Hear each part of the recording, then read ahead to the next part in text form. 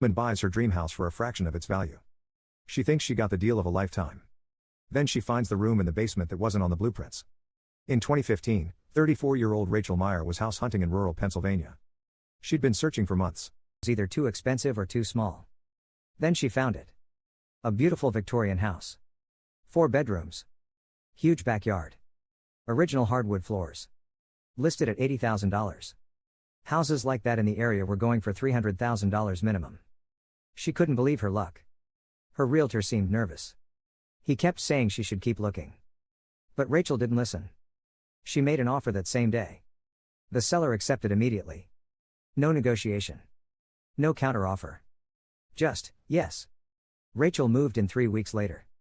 The first few nights were perfect. Quiet. Peaceful.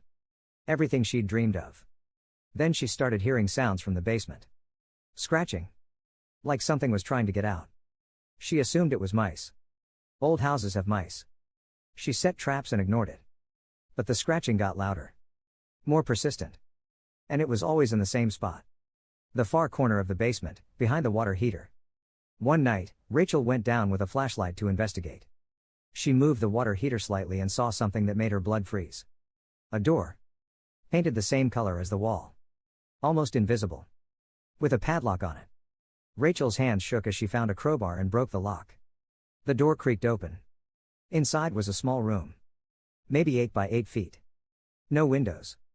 Concrete walls. And covering those walls were scratches. Deep gouges in the concrete. Like someone had been clawing to get out. There was a metal cot. A bucket.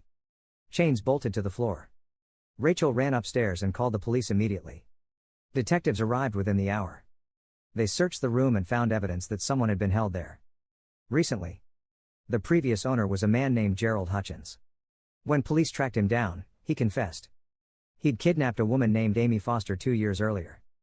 Kept her in that room for 18 months. She'd finally escaped 6 months before he sold the house. Amy had gone to police, but there wasn't enough evidence to convict him at the time. So Gerald panicked and sold the house fast. Dirt cheap. Just to get rid of it before investigators came back. The scratches Rachel heard?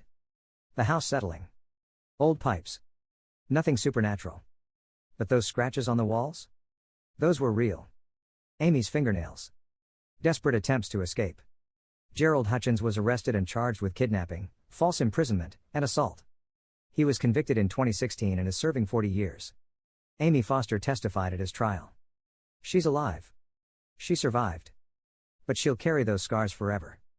Rachel moved out immediately. She couldn't stay there. Knowing what